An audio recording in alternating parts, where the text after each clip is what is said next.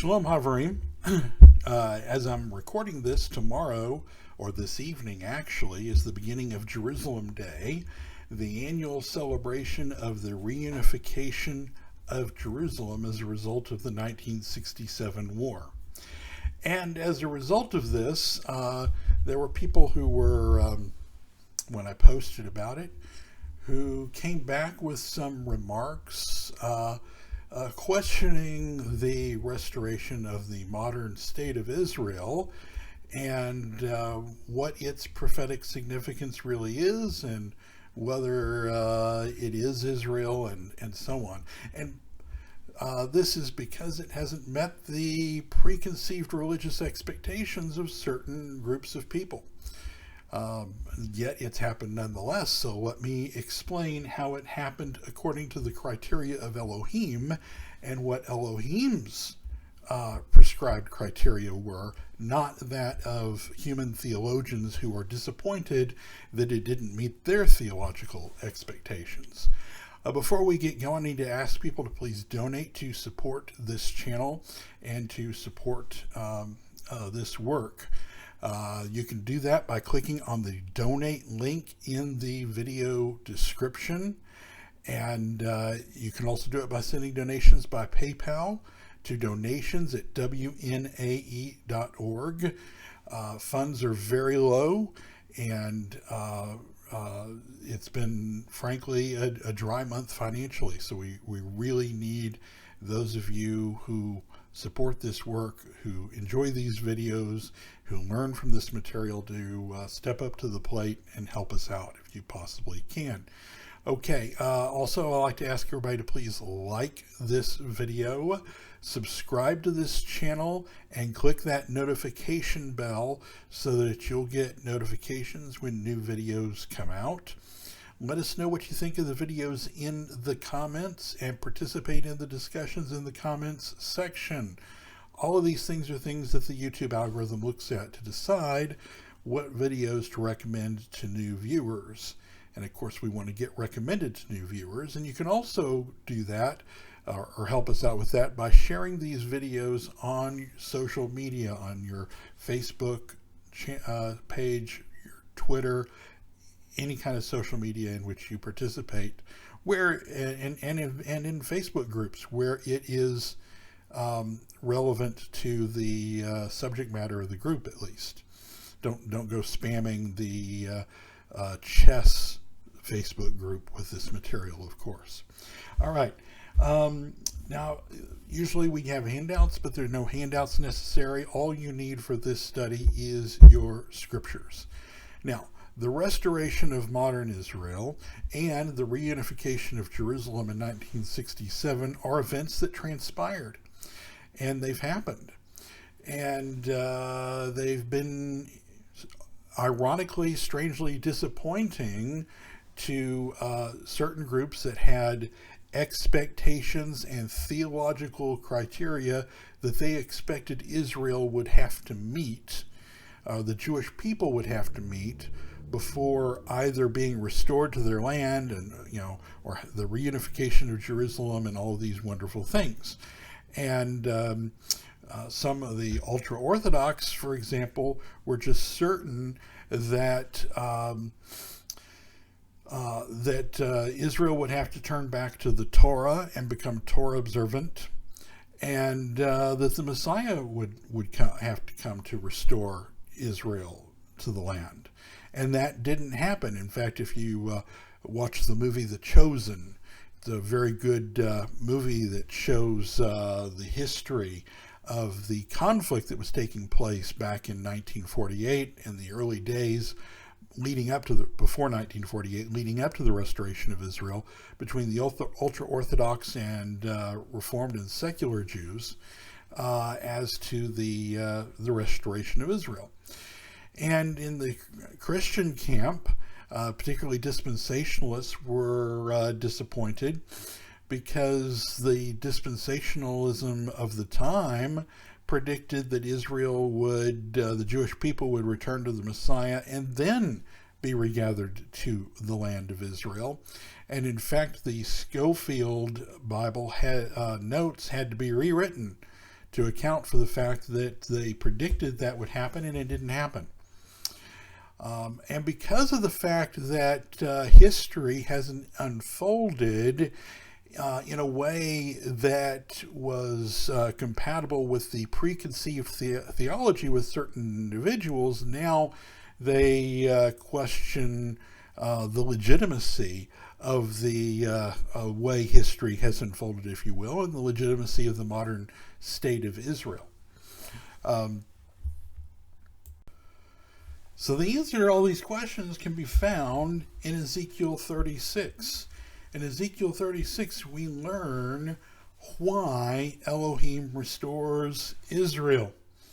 And it's not because Israel, the Jewish people, turned back to Torah.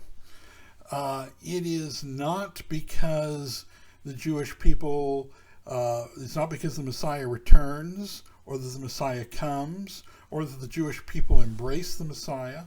It's none of that.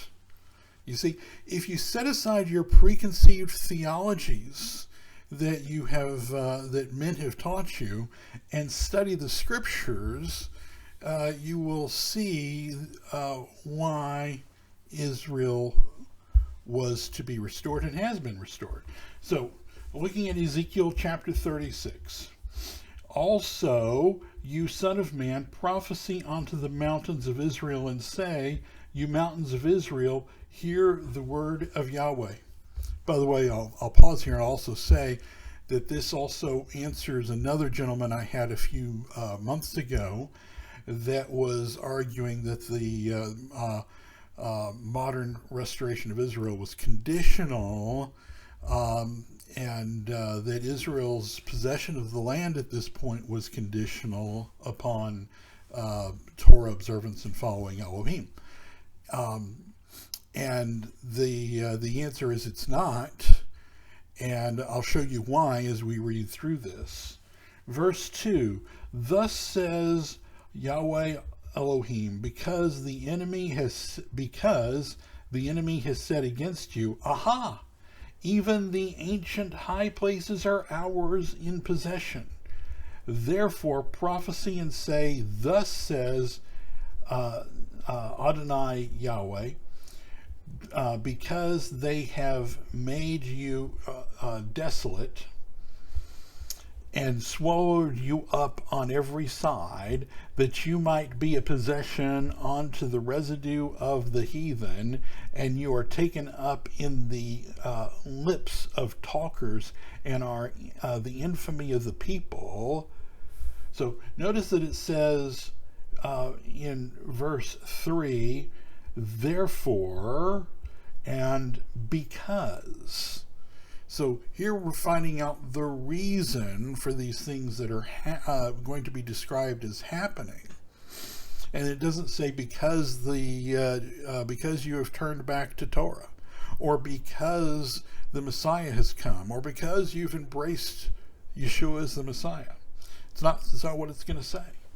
It says because of the things that the heathen have done, because of the things that the Goyim have done and the way they've treated you, is why these things are happening. Therefore, you mountains of Israel, verse 4, therefore, you mountains of Israel, see again we see therefore indicating the reason, you mountains of Israel, hear the word of Adonai Yahweh. Thus says Adonai Yahweh to the mountains, and to the hills, and to the rivers, and to the valleys, and to the desolate wastes, and to the cities that are forsaken, which became a prey and derision to the residue of the heathen that are round about. Therefore, thus says Adonai Yahweh, surely in the fire of my jealousy have I spoken against the residue of the heathen, and against all Edume, which are the Arabs basically, which have appointed my land unto their possession, and the joy of all their heart, with despiteful minds, to cast it out for a prey. Prophesy therefore concerning the land of Israel, and say unto the mountains, and to the hills, to the rivers, and to the valleys, Thus says Adonai Yahweh, Behold, I have spoken in my jealousy and in my fury, because you have borne the shame of the heathen. So it's because you have borne the shame of the heathen. Therefore, thus says Adonai Yahweh, I have lifted up my hand. Surely the heathen that are about you, they shall bear their shame. But you, O mountains of Israel, you shall shoot forth your branches and yield your fruit to my people of Israel, for they are at hand to come. For behold, I am for you, and I will turn unto you, and you shall be tilled and sown. And I will multiply men upon you, all the house of Israel, even all of it, and the cities shall be inhabited, and the wastes shall be built. And I will multiply upon you and the beast, and they shall increase and bring forth, and I will settle you after your old estates, and I will do better unto you than to your beginnings, and you shall know that I am Yahweh. So here's the restoration on the land. Yea, I will cause men to walk upon you, even my people Israel, and they shall possess you, and you shall be their inheritance, and you shall no more henceforth bereave them of men. So here he's saying, I'm going to restore Israel to the land. But the reason that was given was because of what the heathen have done and how the heathen have treated Israel, the Jewish people. Verse 13, Thus says the Lord God, thus says Adonai Yahweh, because they say unto you, you land, devour up men, and you have bereaved your nations.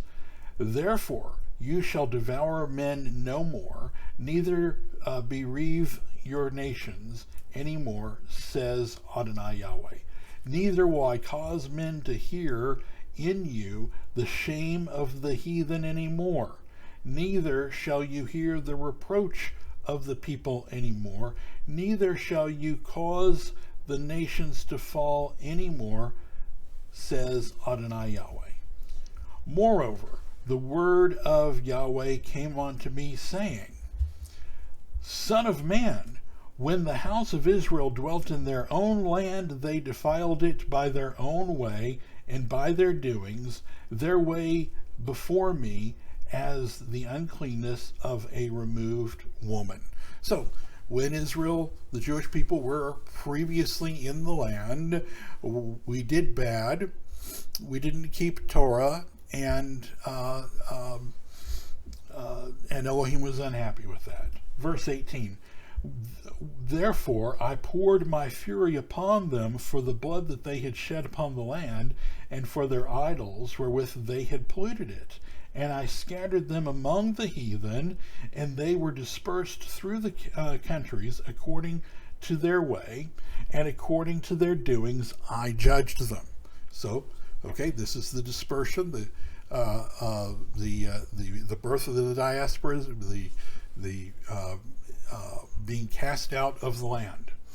Verse 20, And when they entered into the heathen, whither they went, they profaned my holy name when they said to them, These are the people of Yahweh, and are gone out of his land. So when the Gentiles then delighted in this and said, and they profaned the holy name of Yahweh, when they were happy, if you will, if they were celebrating, these are the people of, and they were saying, these are the people of Yahweh that are gone out from his land. But I had pity on my holy name, which the house of Israel had profaned among the heathen where they went. So in other words, and this we can see this in Daniel's prayer in Daniel chapter 9, when Israel was cast out into the nations, when the Jewish people were dispersed amongst the Gentile nations. This was bad advertising for Elohim, because his name was attached to these people. And so when the nations then saw these people and treated these people, the Jewish people, poorly, and saw that they were cast out of the land, in fact, and were downtrodden, it was a negative advertising for Elohim. Verse 22. Therefore say to the house of Israel, thus says Adonai Yahweh, I do not this for your sakes, O house of Israel, but for my holy name's sake, which you have profaned among the heathen where you went. So Elohim says, I'm not doing this because of anything that you've done. It's not because you've turned back to Torah. It's not because you've embraced Yeshua as the Messiah. It's not because of anything like that. It's because I am redeeming my name, because you're my people, and this is bad advertising for me among the Gentiles. Verse 23, and I will sanctify my great name, which was profaned among the heathen, which you have profaned in the midst of them, and the heathen shall know that I am Yahweh, says Adonai Yahweh, when I shall be sanctified in you before their eyes. For I will take you from among the heathen and gather you out of all countries, and I will bring you into your own land. Why? Because they've accepted the Messiah? No. Because they've embraced Torah and turned back to Torah? No, that's not what it says here. It says because of Elohim is doing it for his own purpose, for himself. And we'll also see another reason here. And that is, going back to verse 2, thus says Adonai Yahweh, because the enemy has said against you, aha, even the ancient high places are ours in possession. In other words, the Temple Mount. Therefore prophesy and say, thus says Adonai Yahweh, because they have made you desolate. That word desolate, in verse 3, when it says, because they have made you desolate and swallowed you up. In the Hebrew, this terminology is very reminiscent of the events of the Holocaust. Okay, so what this text here in Ezekiel 36 is saying is that because the heathen, because the Goyim took such delight in the punishment that Israel was suffering for not having kept Torah, and because they were delighting in their possession of the land and even of the Temple Mount, and because they they were treating Israel, the Jewish people, so badly that they were destroying them and swallowing them up, because, frankly, of the Holocaust. At this point, Elohim says, Dio, enough. Enough is enough. I'm done. Okay? Not because of Israel returning, the Jewish people turning back to me, not because they've embraced Yeshua as the Messiah, but because the heathen have treated them so badly, and because they're my people and this makes me look bad, I am going to show the heathen by returning them to their land. Now, this is why we know, first of all, Israel's return to the land and the restoration of the nation of Israel is not conditional. Because if it was conditional, he would have never done it in the first place. I mean, he says in verse 24 that these 24, I will take you from among the heathen and gather you out of the countries, and I will bring you into your own land. And verse 22, that this is not for your sakes. It's because in verse 21, I have pity on my name, my reputation. So I'm not doing this for you. I'm doing it for me. But I'm doing it not because, and I'm not doing it because of anything you've done. I'm doing it because of what the Goyim have done and what the heathen have done. Okay? So it can't be conditional, because there's no point in Elohim doing it unconditionally and then suddenly it's conditional. It has to be conditional. So it was unconditional in chapter 36. So chapter 36 tells us why Israel is restored to the land, why modern Israel has been restored, and then, and I won't go into it, but starting in verse 25, it says, then will I sprinkle clean water upon you. Now, there's a series of things that will happen subsequent to that. And it is interesting to note that of all the nations of the world, almost all of them are secularizing. The Christian world is secularizing.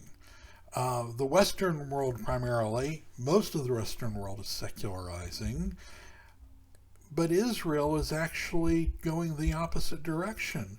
The modern state of Israel is actually becoming more religious. The religious community is growing proportionately, and in fact, the recent election elected a government, the coalition of which is made up of one secular party that is Likud, which is not, it's secular sort of, but secular in the same sense that the Republican Party in America is secular. It's still very many of its members are religious, and it's still very respectful and a great appreciation for tradition and religion and whatnot. And then you have three religious parties, and in fact more than three, 4, 5 technically, in that